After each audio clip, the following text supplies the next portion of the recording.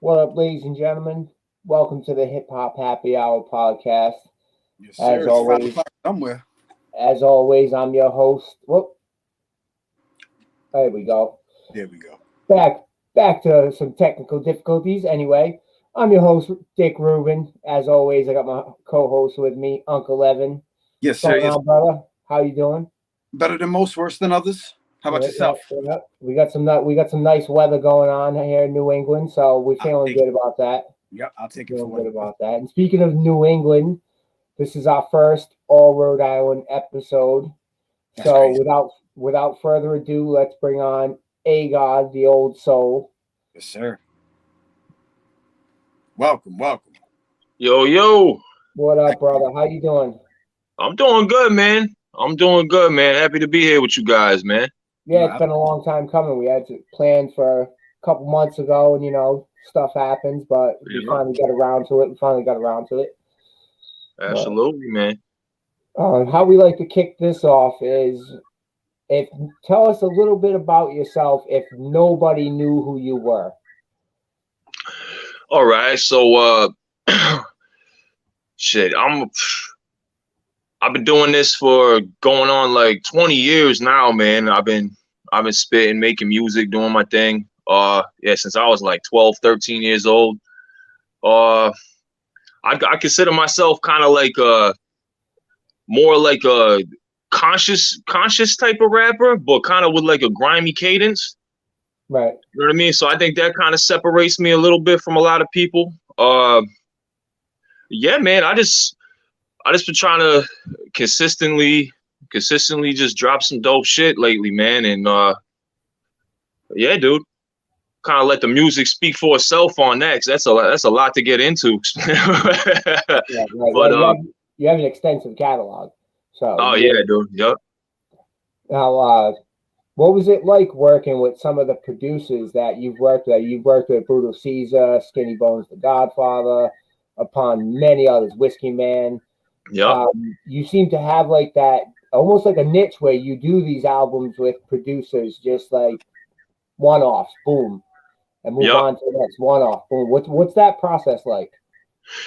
Yeah, so that's funny because that whole process is actually starting to kind of get to a point where I'm gonna start working with some of these guys for a second time on like another tape, because I really found like a comfort with some of these guys, man. I like working with them, but it usually, honestly, thank God for social media, man. That's either on Instagram or Facebook. You know what I mean? Just usually starts off with people commenting on posts or whatever, or be like, "Oh, you're dope, well, shit, I dig your shit too," and then they'll just comment, end up in the messengers, and before you know it, you get a whole beat pack there, man. And I like working with one producer at a time too.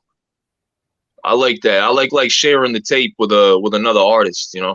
I agree. It kind of capsulizes a moment between both of you. It's not really Yeah, like too nah, much of for a sure. stretch sonically. It doesn't really change momentum. You both kind of know where you're going when you Hmm. sit down and do that.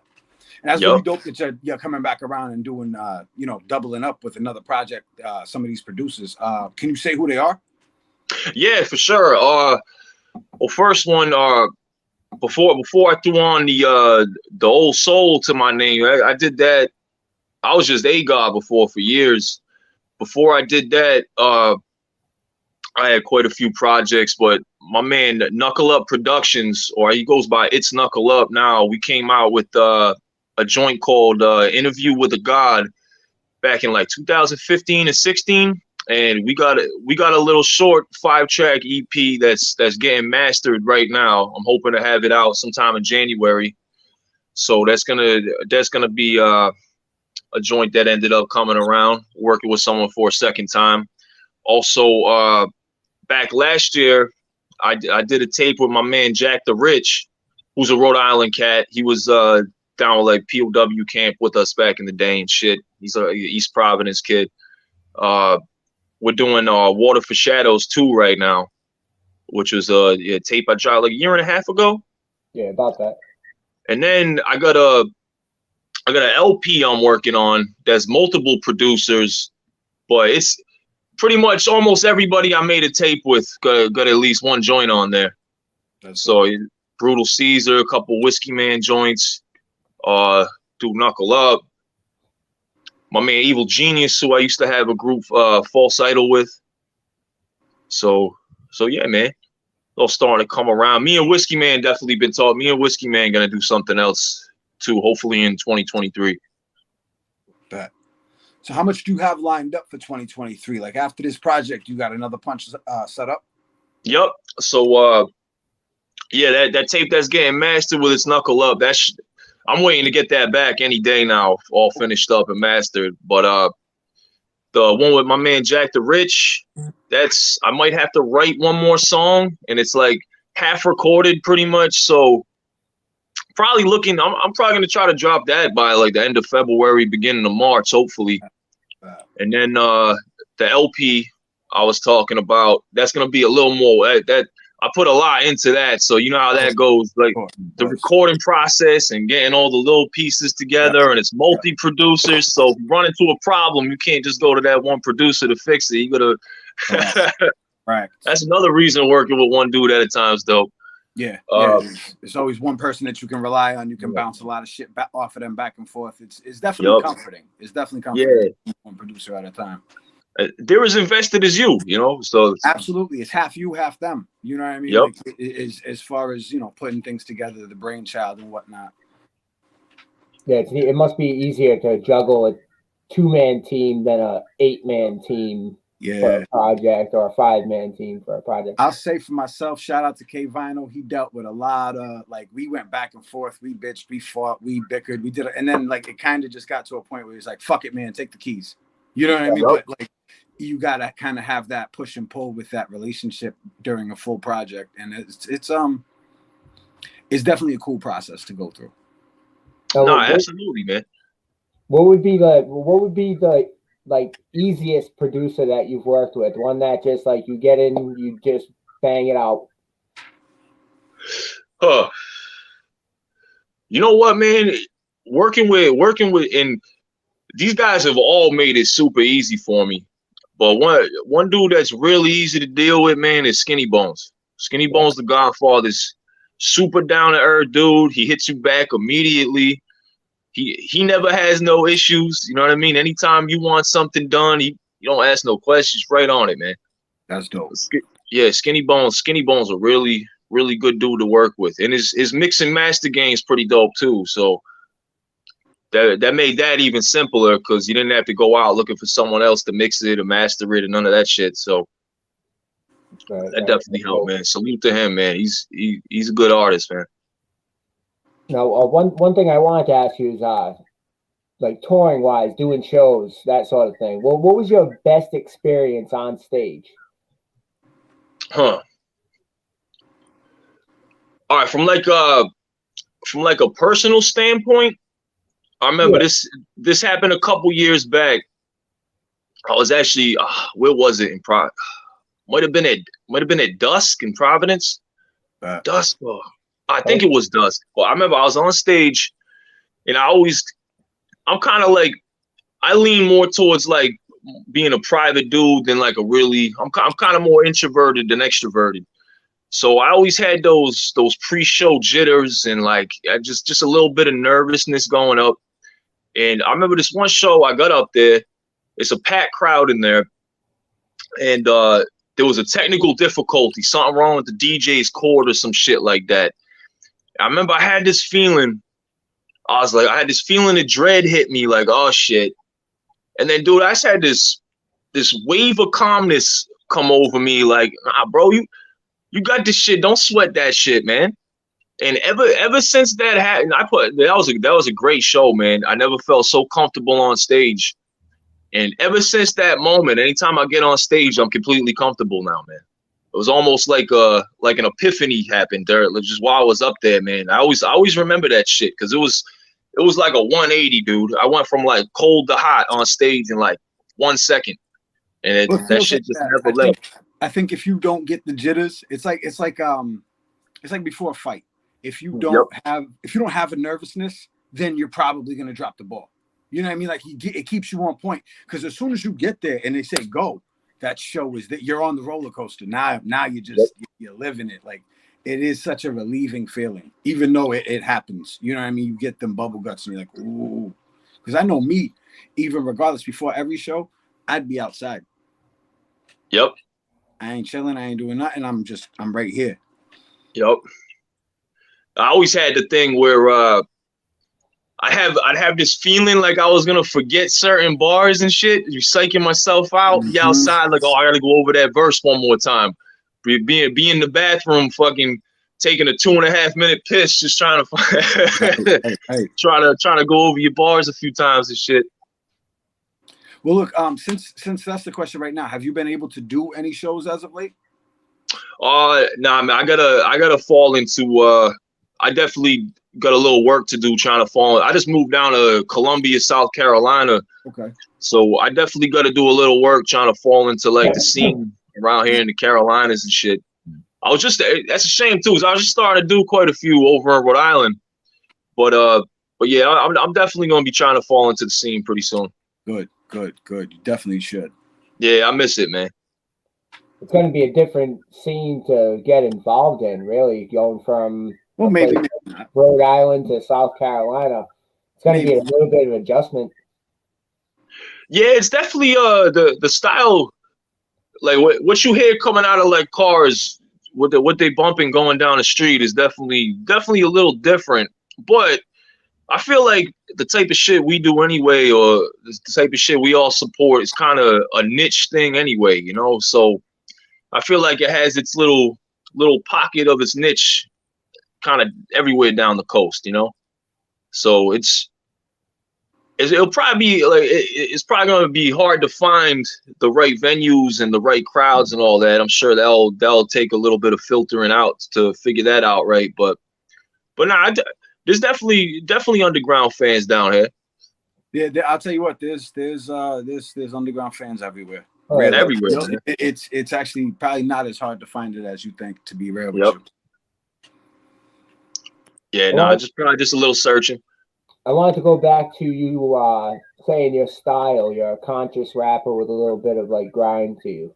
How did you develop that style? Because that's not everybody is into that conscious style of rap. Like going back to Common, Mos Def. I mean, we all love them now, but a lot of people are like, man, we're not going to listen to that. We're not going to listen to that. But now everyone almost kind of wants that.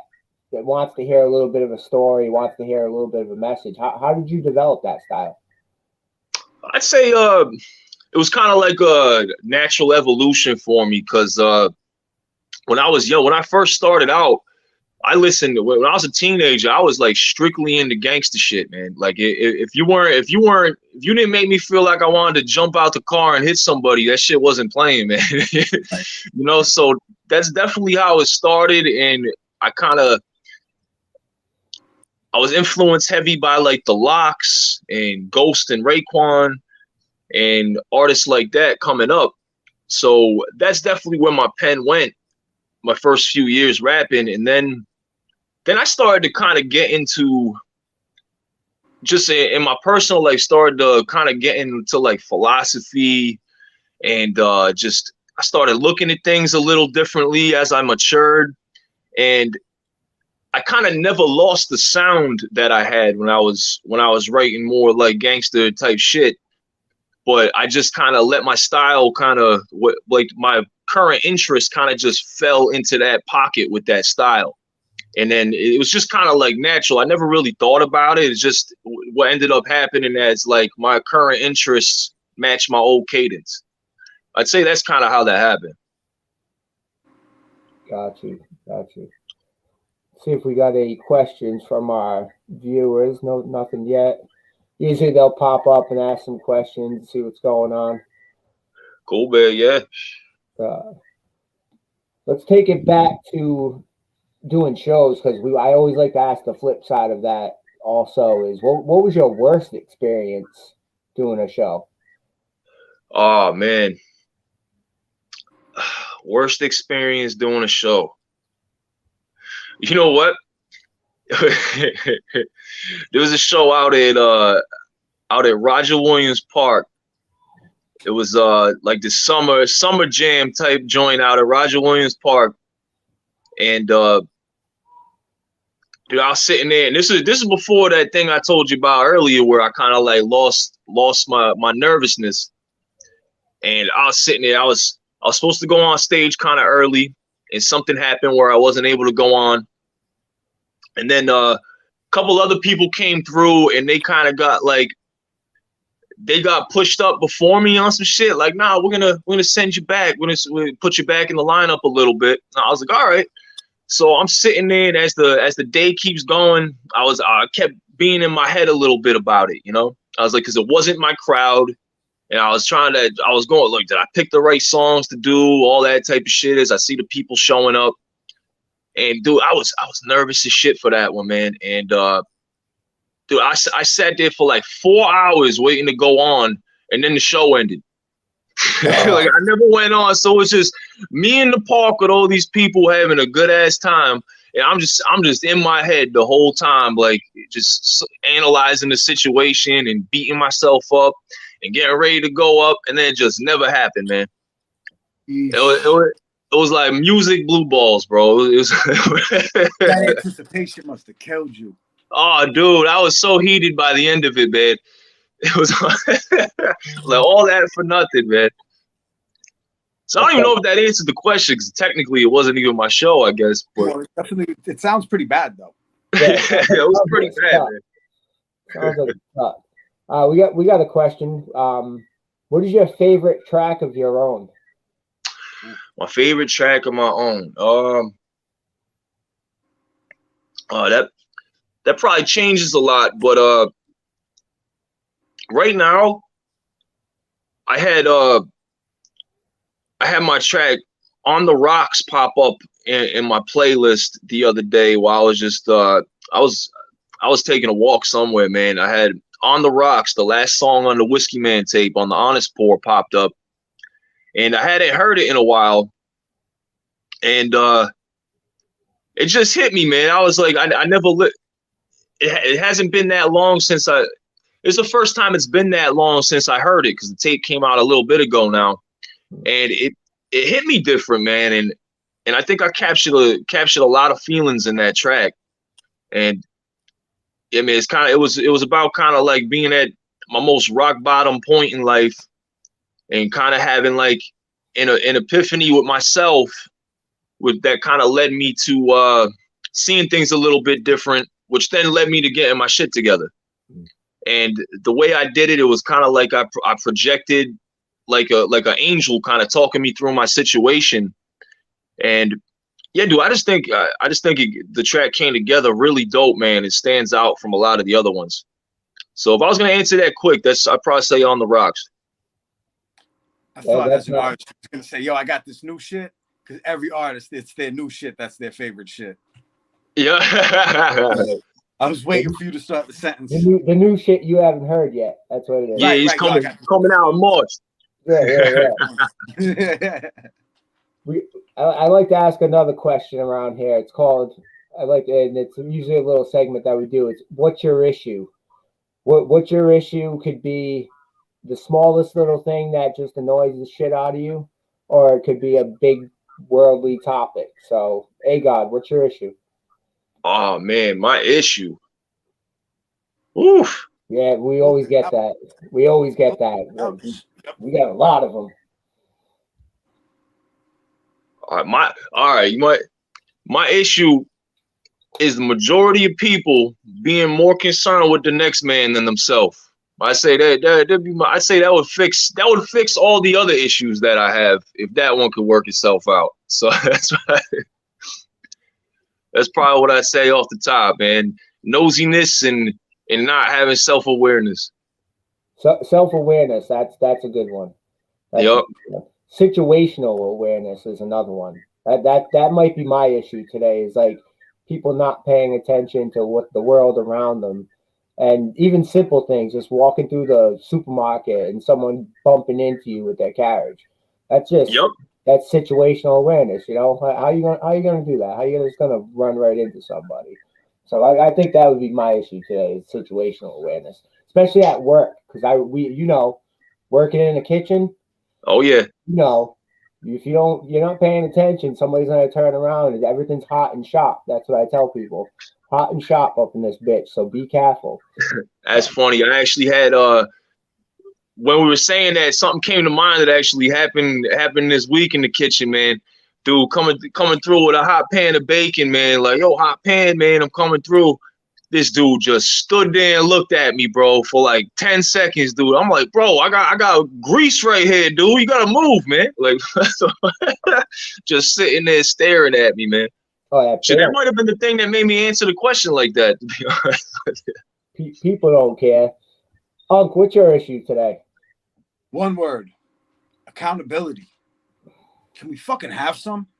Can we fucking have some? Like, no one's perfect, right? So you got to eat your L's as they come along, and that's an okay part with being grown. But I hate motherfuckers that try and spin shit and deflect, and there's no, like, if you're wrong, yep, that's me. That was me. You know what I'm saying? Like, you have to own that. If you go like that back and forth shit, nah, just be accountable, own it, and then you'll figure it out. Yeah, man. No, I think all issues are cousins, man. That right there is a quotable, right? That's a quotable. All issues are cousins. That's a fucking fact. No, for real, man. I'm with you on that, man. And that's how you grow, man. That's how you grow. That shit will keep you stuck and stagnant, not being like that, man. Facts. Because if you're never, then it's always, somebody else, or I did this because of this, or because, you know what I mean? Like, you at some point, it's I did this. Period. Yep. Yeah, you'll be 60 years old in a shitty place because everybody else one day, man. You know, like that. Yeah, the world did it to me. The world did it to me. Nah, the world didn't do nothing to you. But let's move on to another little question I like to ask around here, and it's tales from the internet. All right, what is your weirdest interaction, craziest, like stalker, any type of info that you can give us? What was your weirdest tale from the internet? All right, man. So it was like a year or two ago, and I was just starting to come out with I had like 3 EPs that all came out, and I think it was 2021. Yeah, so it was only like a year ago. So I had this dude I don't know. I don't know who he is to this day, man. I wasn't friends with him.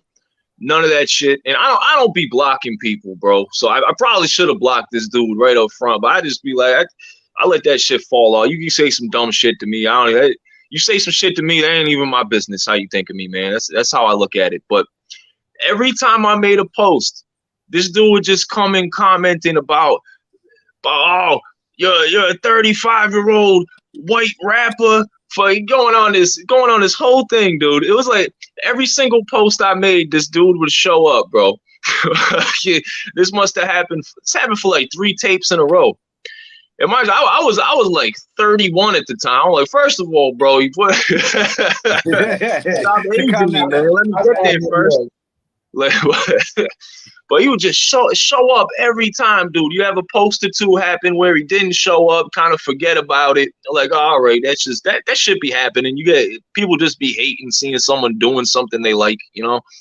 But dude, he just kept showing up, bro. I still to this day I can't remember his name. I don't know where he's from. I remember I looked at his profile once. It made no sense. I was like, how did this dude even come across my shit, dude? Like, what? Man, this dude be drinking Haterade for breakfast over here, man. What the Yeah, it's wild.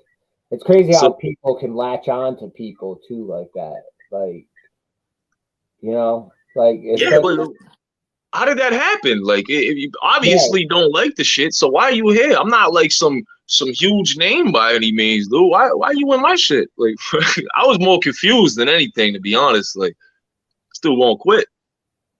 Bored with nothing to do. That's what it is. That's kind of sad, actually. I almost feel bad for somebody like that. Nah, you do it when you really think about it. Once the first couple layers are like being defensive about it, like you want to jump back down at him. Once that washes away, you really think about it. It's kind of sad, bro. Be honest, like what's he doing with his time, man? For real.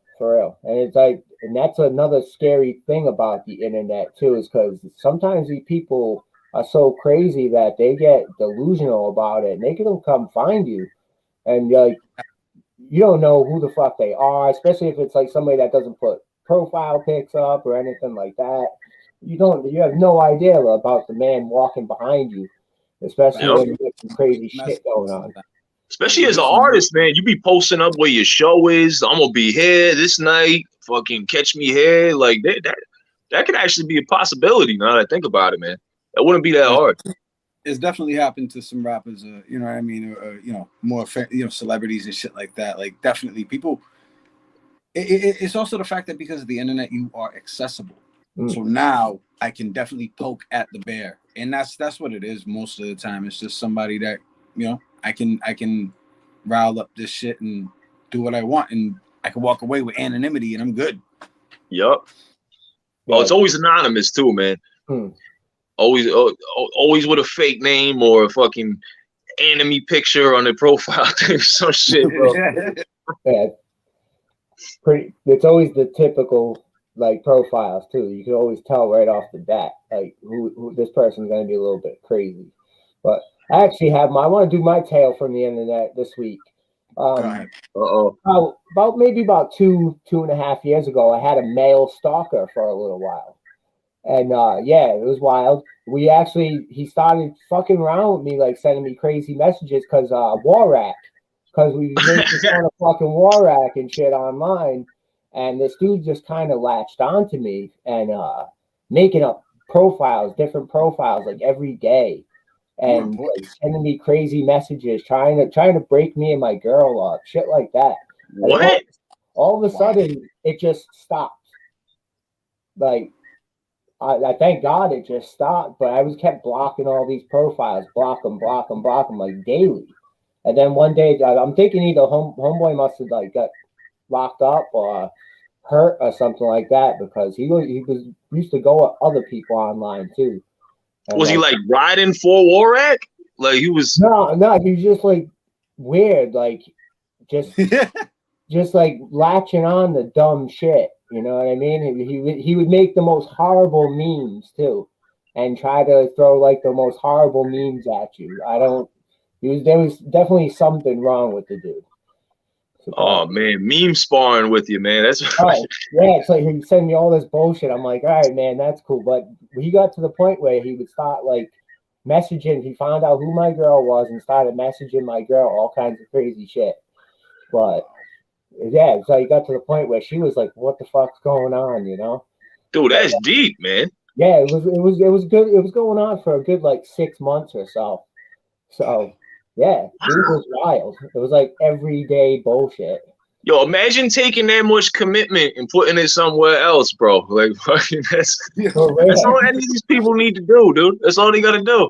I used to tell them, get a job, man. You got all this time on your hands. Go get a job and do something with yourself, please. You know, I even tried to be like a normal person to him after all the anger wore off for the first few months. It's like, dude, are you okay? Like, talk to me, bro. Are you all right? Wow. Like we were saying, after the first couple layers, it's like, damn, that shit's kind of sad, bro. Wow, he hit your girl up, dude. That's crazy. He's wild. Mental illness is a wild thing. It's like, dude, you gotta take care of yourself before something bad happens. Man, like if he was like down the street from me or something like that, you never, like I said, you never know who's gonna pull up on you when they got crazy internet people. And nothing's scarier than what you don't know, man. Like that's the scariest shit. When you can't put a face to something or understand the reason to something, that shit'll get you. That'll fuck with you, man. Yeah, fear of the unknown, man. Fear of the unknown is one of humans' greatest fears. Unc, what do you got for tales from the internet this week? Oh man. Let me think. I don't know if it's the weirdest thing, but it was probably the most shocking thing, and this was actually a good part of it. Is one day a fan randomly sent me some fan art, and it was like mad different pictures painted together from like videos and shows and pics and shit. And it was really like it took me back. I was like, oh shit, like this guy took his time to be like, yo, you're dope. I made this piece of art for Yeah, you. man. Blah, blah, blah, blah, blah. That shit bugged me out in a way where I didn't even know how to respond. Like, thank you wasn't enough to show my appreciation for it. I was it was just, you know, I was kind of proud, like, yo, that's cool as fuck. Because you never know how far the rock is that you throw it until somebody comes back like, yo, you hit me with it. You know what I mean? Like, I didn't know this dude at all, but somehow I affected him enough to be like, yo, I want to make something artistic with you involved. That was really cool. That was really fucking cool. That's dope, man. That's dope. That is dope. That is dope. That's a humbling type of feeling, man. Ooh, is it ever? Like, when a fan comes up and says, yo, we drove to see you. You're like, you know, it's like weird stuff, or like if they know your songs or things like that, like, you know what I mean? You travel and crowds show up out of state for you. Like, it's very humbling. It's very, very cool. But look, since we're getting into the end of the year, question that I want to know is, what is your album pick of the year? Album pick of the year, man. Yep. Could be anybody's. Yeah, I you know what, man? I think it came out in like January or February. That Riggs and DJ Muggs joint. What was it? Gold? I think that was 2022, right? I think so. I'm not sure if it was. It was either right at the end. I'm not sure. Yeah, no. Yeah, but from like around the last year, that might have been my favorite project. I really like Riggs, man. And dude, and pick any of your old Droog's EPs, man. Your old Droog's been on fire this year, dude. Yeah, I'm a big Your Old Droog fan, man. He's been working. Yeah, that man's something else with the wordplay and the schemes and just the places his mind goes with that shit. You just, like, as a writer, I see how deep those connections have to be to make like some of the connections he makes, and he always surprises me, man. Shit's anything Your Old Droog, the Black Thought joint. Yeah, that was cheat codes. That shit was fire. Yeah, man, it's been a good year, man. I like that last that shit that Ransom just dropped with Vito on too. The Chaos is My Ladder. That shit was hard. All right.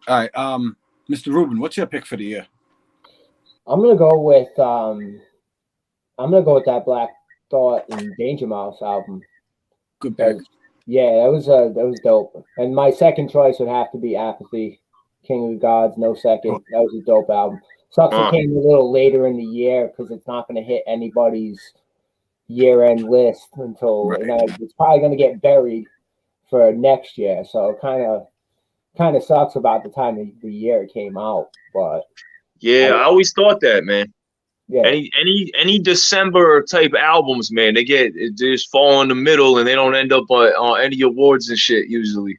Yeah, I always noticed that. Just the way it works out and how people do their award season too. It's because you have to. Yeah, you got to kind of get ahead of it. I know Rawside Brutus, he starts early. He starts in like October trying to compile all of his stuff because he's a one-man show over there at Rawside. Shout out to Rawside Hip Hop. Brutus does it right. Brutus. Time, bro. Yeah, big time, man. Yeah, I respect what he does a lot, man. His shit's pure with it, man. I appreciate it, man.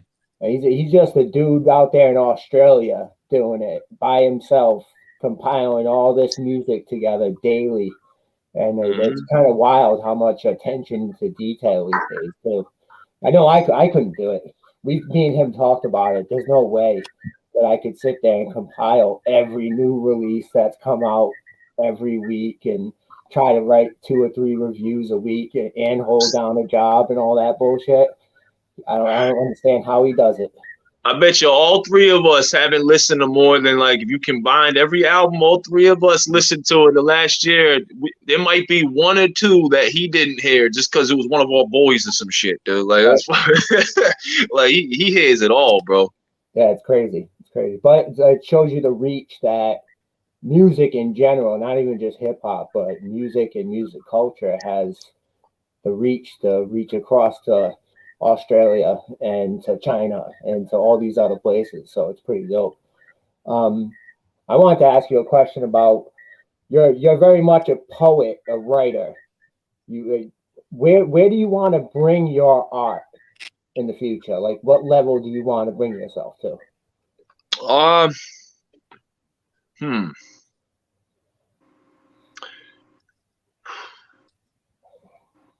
Honestly, man, I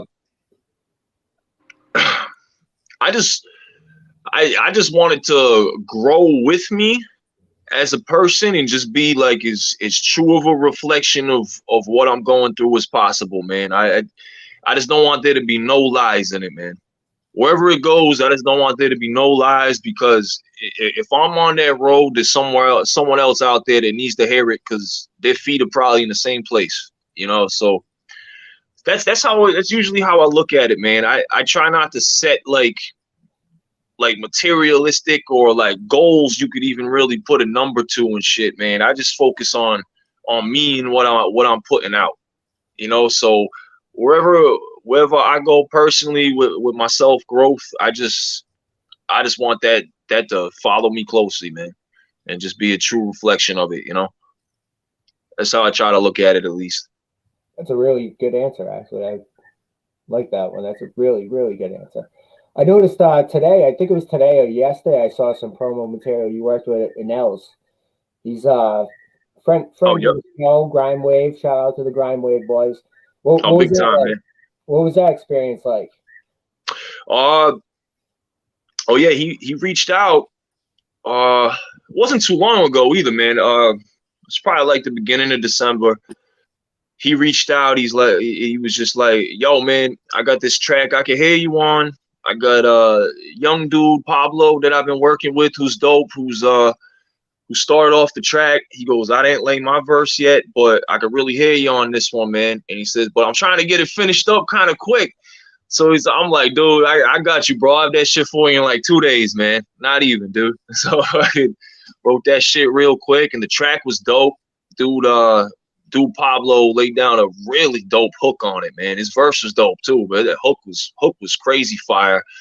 And I just jumped in right off. The hook inspired me enough that I think I wrote that verse in like 40 minutes, maybe 45 minutes, man.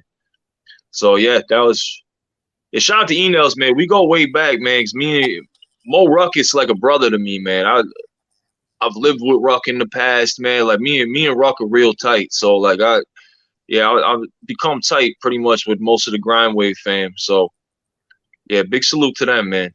Yeah, shout out to Mo, shout out to Hanzo, shout out to Frank. They're all good guys that we've worked together in the past on shows and shit like that. So yeah, definitely good dudes. You want to stop plugging yourself here? Plug what you got coming up. Plug everything. Shameless. Yeah, man. Yeah, man. So first of all, it's A God the Old Soul, A-God the Old Soul. Oh shit, it's right under my name. Just look right under me. You can see. Yeah, at A God False Idol on Instagram. You just follow me at A God the Old Soul on Facebook. Should have this next little EP back all mastered within the next week or two. So definitely be looking out for that with my man It's Knuckle Up on the production. That should be dropping within the next month. Tape I got with my man Jack the Rich we were talking about, Water for Shadows 2. That's gonna be dropping sometime pretty close after that, man. The way I got it lined up right now. And yeah, then that LP should be smacking them right after that, man. So yeah, dude, definitely go follow me on either Facebook or Instagram, and you'll see all that shit popping up, man. I've been working, man. It's about to start showing off, so gotta keep busy, man. You know that. Have to, man. Got it. My brain won't let me not, man. So I don't got a choice. It's that artist brain that doesn't shut off, right? No. So them late nights when you can't sleep because we're all insomniacs.